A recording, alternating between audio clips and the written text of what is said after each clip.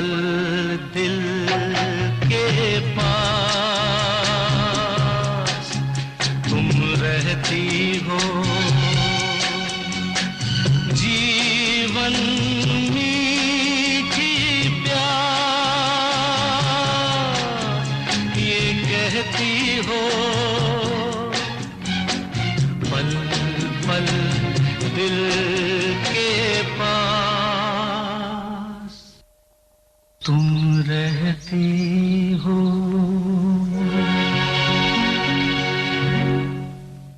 अरे लगते क्या है वो हमारे, जो हम उनके स्वागत में खड़े होकर सलामी ठोके? हाँ, जो लगते हैं वो तो बावले बृजभूषण हैं।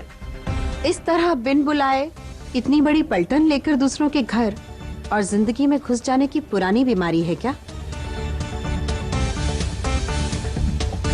रश्मि या रश्मि के पेरेंट्स के सामने ये बातें मत दोहराना। तुम हमें किसी बात के लिए मना करो, हम उस बात को दोहराते हैं क्या कभी? छक्के छुड़ा दिए सामने वालों के। उनको भी तजुर्बा हो गया होगा कि कान्याकुब्ज ब्राह्मण होते क्या हैं। किनके यहाँ ब्याह करा रही है उनकी बेटी।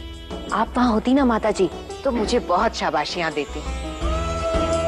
सब ऐन मौके पर आपके दिए हुए गुरु मंत्र का प्रताप है। जीती रह, जीती रह। पता है हाथों के तोते उड़ गए उनके, जैसे ही मैंने कहा कि अरे आप तो सारी बारात लेकर आ गए। बस फिर क्या था, एड़ी हमारी और सर उनका। अब तो वो गुलाम और हम राजा। बहुत अच्छा किया शुक्लायन, बहुत अच्छा किया। अब डमरू तुम्हारे हाथ में होना चाहिए और वो लोग उसकी ताल पे नाचने चाहिए। अरे वरना बेचारी ऐसी कितनी औरतें हैं जो घर में बहू आने के बाद अपने ही घर में अपना घर तलाशती रहती हैं। लेकिन ये नौबत अब हमारे यहाँ नहीं आएगी। आप तो बस और कोई गुरु मंत्र हो तो दे दीजिए माता जी। है ना? देखो, फेरे होने से पहले बहू को शाकाहारी भोजन की आदत डलवा दो। घर में फरमान जारी कर दो कि कोई मांस मछली नहीं। फिर देखना समंदर की मछलियां भी तुझे दुआएं देंगी। मेरी बहू तो वेजिटेरियन हो ही गई समझो, लेकिन अपना ये लल्ला कब से नॉन वेजिटेरियन हो गया? किसकी बात कर रही हैं आप? हमारे लल्ला की? हमारा लल्ला तो प्योर वेजिटेरियन है। यहाँ वेजिटेरियन होगा, लेकिन बगल वाले घर में जाकर तो नॉन वेजिटेरियन हो जाता है। ये क्या बेसिर पैर की बातें कर रही हो शुक्लाई? कुछ गलत सुनाई होगी तुम बाहर। सुनी सुनाई नहीं माता जी, आंखों देखी बता रही हूँ। अभी अभी तो देख कर आ रही हूँ, माथुर साहब के घर पर टेबल पर बैठकर लल्ला नाश्ता कर रहा था।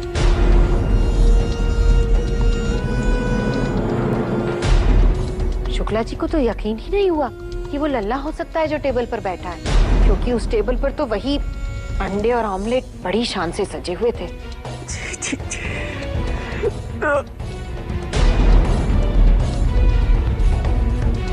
देखा, मैं इसीलिए आपको कुछ नहीं बता रही थी कि आपकी तबीयत बिगड़ जाएगी।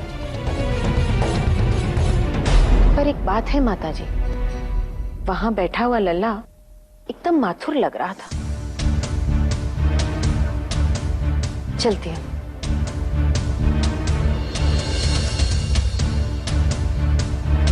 घर में जब कोई खाने पीने की परवाह करने वाला नहीं होगा ना, तो लाजमी है कि लल्ला बाहर जाकर उल्टी सीधी जगह मुंह मारेगा। 1000 बार कह चुकी हैं हम कि बच्चों को भूखे पेट घर से रवाना मत किया करो। इस घर से कोई खाली पेट रवाना नहीं होता माता जी। तो क्या बाहर वाले लोग जबरदस्ती तुम्हारे भरे पेट लल्ला के मुंह में नाश्ता ठूस देते हैं? राम राम राम राम राम राम।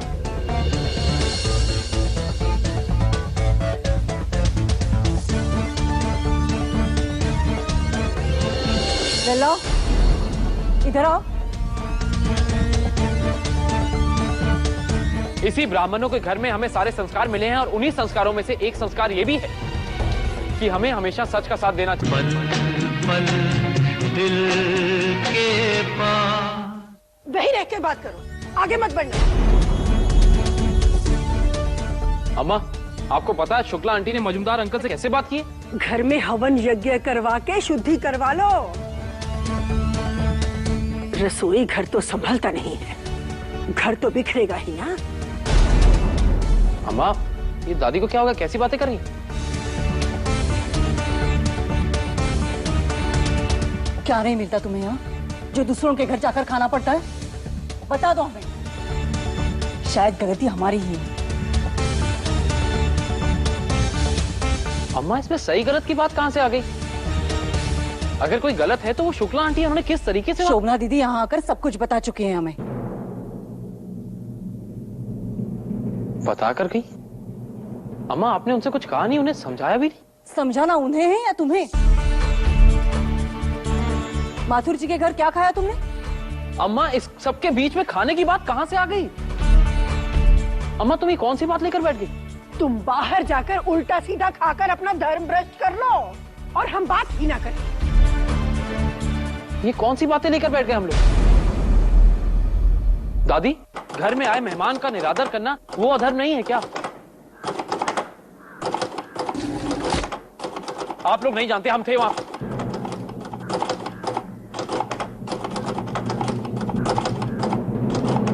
उन्होंने मजूमदार फैमिली की इतनी इंसल्ट की है कि हम आपको बता नहीं सकते। हमारे हिसाब से उन्हें ऐसा नहीं करना चाहिए था। देखो लला, तुम्हें किस तरह से पेश आना चाहिए बस हमें उसी से मतलब है।